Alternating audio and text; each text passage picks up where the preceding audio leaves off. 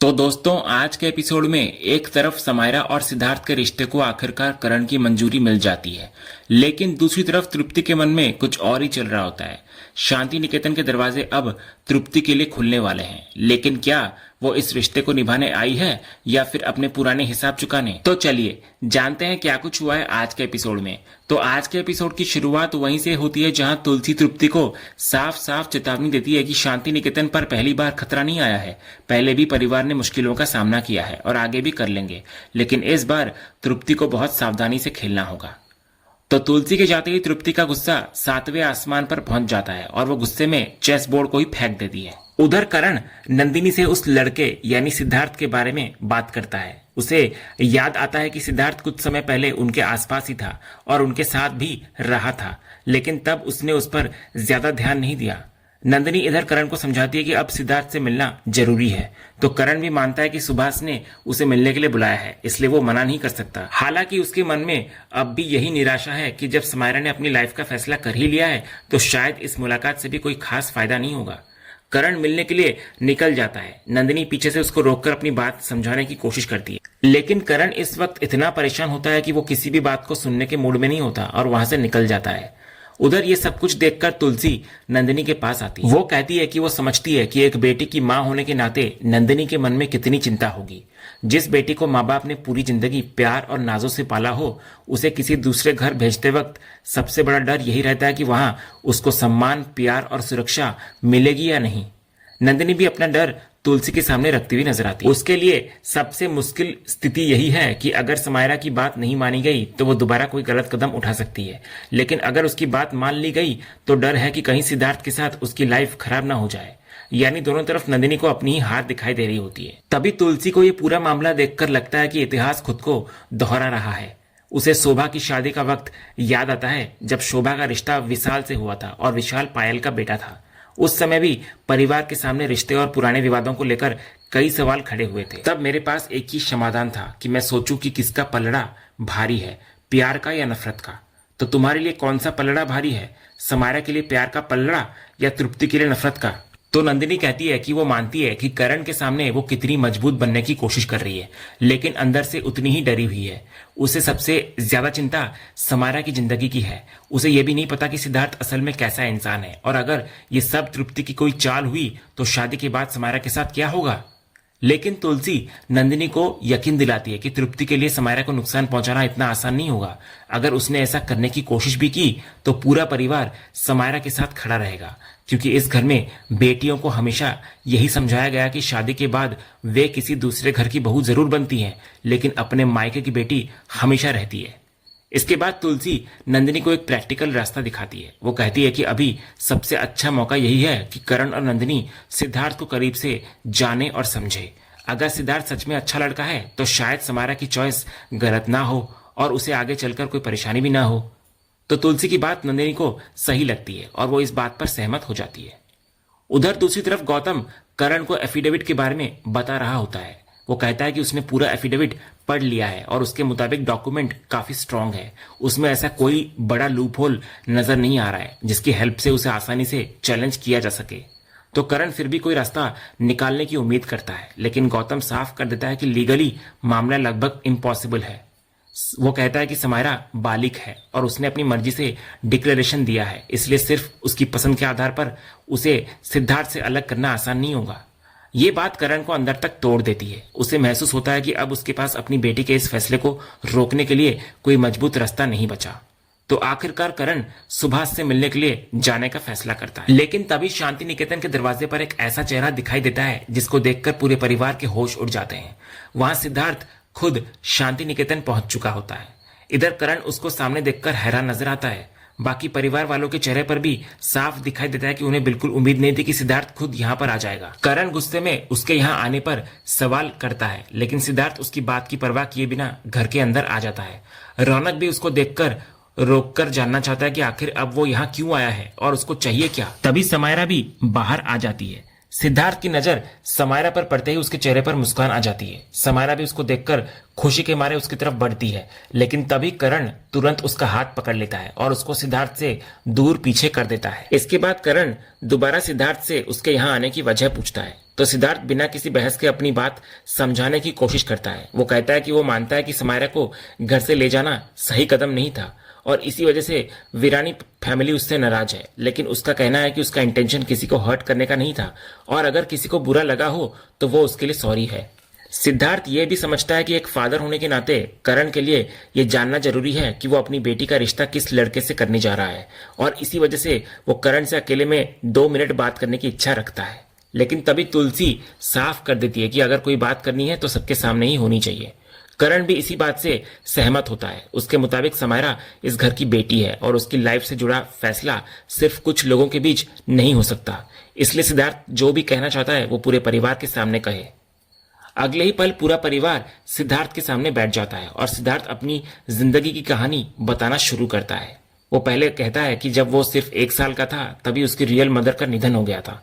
इतनी कम उम्र होने की वजह से उसे अपनी माँ की कोई याद भी नहीं है।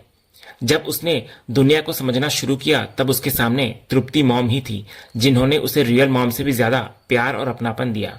इसके बाद सिद्धार्थ अपने बचपन की बातें बताने लगता है। जब वो करीब 8 साल का था तब उसके डैड को बिजनेस के सिलसिले में यूएस जाना पड़ा और कुछ समय बाद तृप्ति भी उसके डैड के पास अमेरिका चली गई। वो हॉस्टल में रहा और बाद में मुंबई आकर कॉलेज किया और यहीं उसकी मुलाकात समायरा से हुई। पहले दोनों के बीच फ्रेंडशिप हुई और धीरे धीरे वही दोस्ती प्यार में बदल गई। सिद्धार्थ को खुद भी पता नहीं चला कि कब समायरा उसकी लाइफ का इतना जरूरी हिस्सा बन गई। वो कहता है कि जिंदगी में सब कुछ होने के बावजूद उसे हमेशा एक अधूरापन महसूस होता था, लेकिन समायरा के आने के बाद वो खालीपन खत्म हो गया। उसके लिए समायरा सिर्फ उसकी गर्लफ्रेंड नहीं बल्कि उसकी पूरी लाइफ और पूरी दुनिया बन चुकी है। सिद्धार्थ ये भी साफ करता है कि उसे करण और उसके परिवार के साथ तृप्ति के पास्ट के बारे में पता है। वो जानता है कि दोनों परिवारों के बीच पहले क्या हुआ था, लेकिन उसके मुताबिक तृप्ति की गलतियों से सिद्धार्थ की अपनी पहचान तय नहीं हो सकती। वो खुद को एक एजुकेटेड लड़का बताता है जो अपने करियर में आगे बढ़ना चाहता है और समायरा को वो सारी खुशियां देना चाहता है जिसकी वो हकदार है। लेकिन करण उसकी बातों से सहमत नहीं होता। उसके लिए सिद्धार्थ का तृप्ति का बेटा होना ही नहीं बल्कि उसके अपने एक्शंस भी मायने रखते हैं, उसकी हरकतें। करण उसको याद दिलाता है कि समायरा को घर से लेकर जाना और उसे इस रिश्ते के लिए तैयार करना पूरे परिवार ने देखा है और सिद्धार्थ ने उसे बहकाया था। सिद्धार्थ इधर अपनी गलती स्वीकार करता है। वो मानता है कि समायरा को लेकर घर से जाना सही कदम नहीं था, लेकिन उस वक्त उसके सामने कोई दूसरा रास्ता नहीं बचा था क्योंकि करण उसकी एंगेजमेंट किसी और से कर रहा था। इसके बावजूद वो सबसे पहले करण के पास आया और माफी मांगी।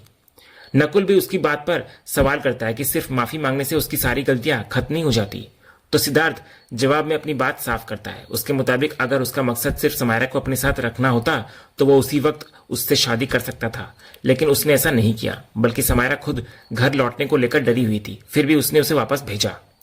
सिद्धार्थ कहता है कि वो और तृप्ति दोनों चाहते थे कि ये शादी करण की परमिशन और परिवार के आशीर्वाद से हो। वे कोई ऐसा कदम नहीं उठाना चाहते जिससे समायरा या वीरानी परिवार के नाम पर कोई दाग आए। इसके बाद सिद्धार्थ करण से कहता है कि वो किसी पर जबरदस्ती अपना रिश्ता थोपना नहीं चाहता। वो यहाँ समायरा को मांगने नहीं आया है, बल्कि सिर्फ इतना यकीन दिलाने आया है कि वो समायरा का खुद से भी ज्यादा ख्याल रखेगा।